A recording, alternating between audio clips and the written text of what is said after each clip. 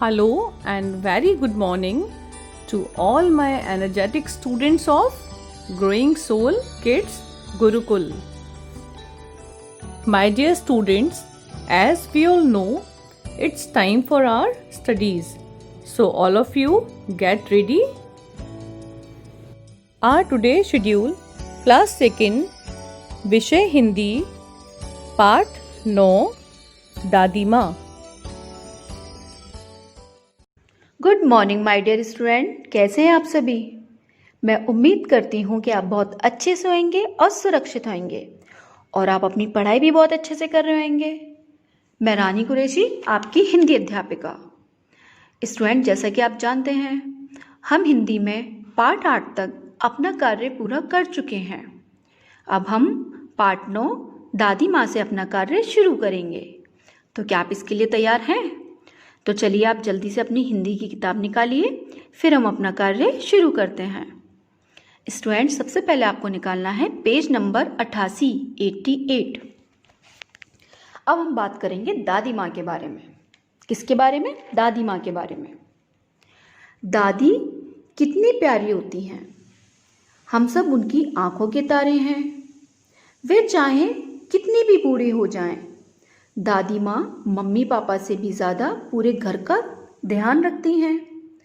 और जब हम कोई गलती करते हैं तो वह हमें डांट भी लगाती हैं।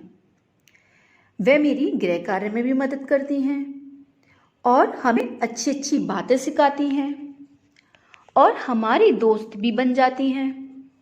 और जब हम शोर मचाते हैं तो वह भी हमारे साथ खेला करती हैं और हमें मम्मी की डांट से भी बचाती हैं।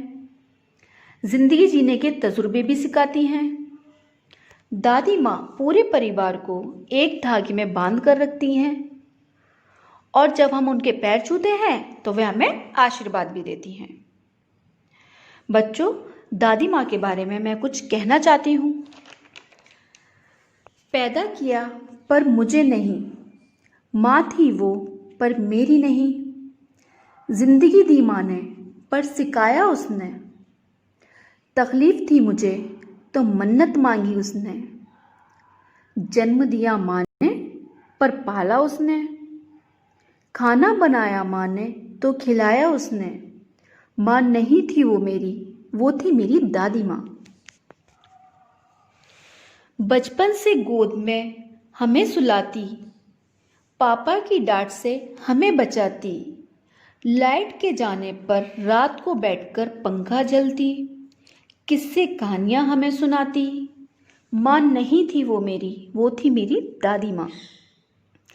हमें बहादुरी की बातें बताती, हाथों से अपने वो खाना खिलाती। मम्मी से रोज़ नज़र उतरवाती, डांटे जो मम्मी तो उन्हें सुनाती। बलाएं लेकर हमें दुआएं देती। माँ नहीं थी वो मेरी, वो थी मेरी दादी माँ। घर के बच्चे अब बड़े हो गए थे, दादी माँ के आंचल से दूर हो गए थे। कोई पढ़ने, कोई नौकरी पर घर से दूर चले गए थे। आंचल समेटकर वो आंखों पर लगाती, इनसे वो अपने आंसू छुपाती। माँ नहीं थी वो मेरी, वो थी मेरी दादी माँ। तो स्टूडेंट, ये था दादी माँ के बारे में। तो चलिए अब हम अपना पाठ शुरू करते हैं। दादी माँ। दादी माँ का क्या कहना, सोने चांदी का गहना। दया धर्म की सूरत दादी, ममता की मूरत दादी।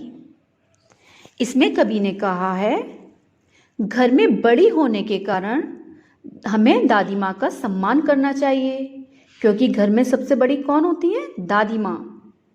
और दादी माँ की बातें अनमोल होती हैं और सोने चांदी के गहने की तरह होती हैं।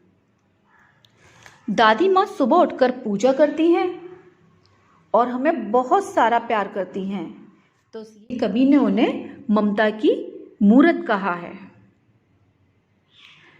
अगला है, अनुभव की गठरी हैं दादी, जीवन की पटरी हैं दादी।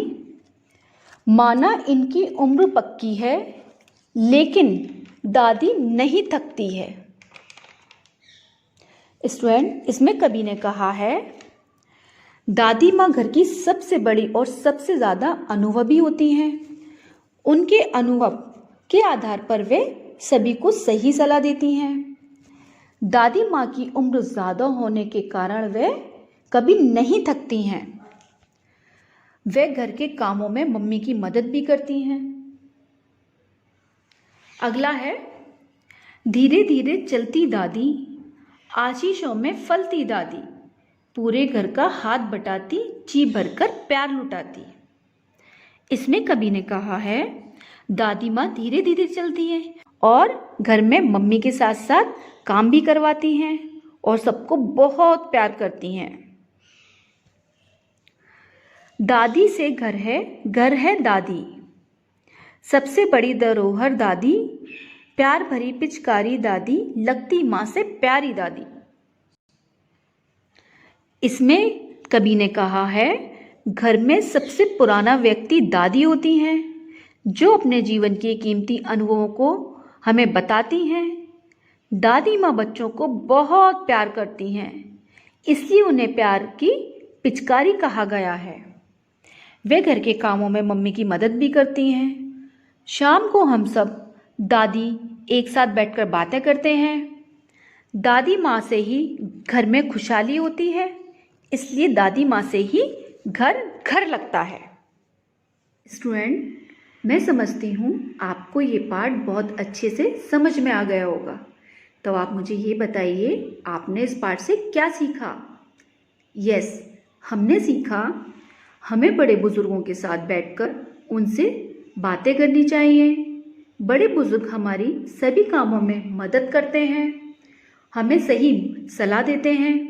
हमें बड़े बुजुर्गों का आदर करना चाहिए, उनका कहना मानना चाहिए, जिससे कि बड़े लोग उम्र के साथ शरीर से कमज़ोर हो जाते हैं, इसलिए उनकी देखभाल करनी चाहिए। इसलिए आप भी अपनी दादी माँ की पसंद की चीज़ों का ध्यान रखिए, उनको समय पर दवाई लेने में उनकी मदद कीजिए, उन्हें हमेशा खुश रखिए। यही हमारा कर्तव्य होना चाहिए। तो स्टूडेंट, तब तक आप सेफ और सुरक्षित रहिए, अपना ध्यान रखिए और अपने ध्यान के साथ साथ अपनी दादी माँ का भी ध्यान रखिए। तब तक के लिए bye bye, take care. My dear students, hope you enjoyed this class and now it's time to complete your homework. प्यारे बच्चों, गृह कार्य में पाठ 9 दादी माँ का पाठन करें व कठिन शब्द और शब्दार्थ अपनी उत्तर पुस्तिका में पूर्ण करें। Okay, my dear students, take care of yourself, stay at home, stay safe. God bless you. Bye bye. See you in the next class.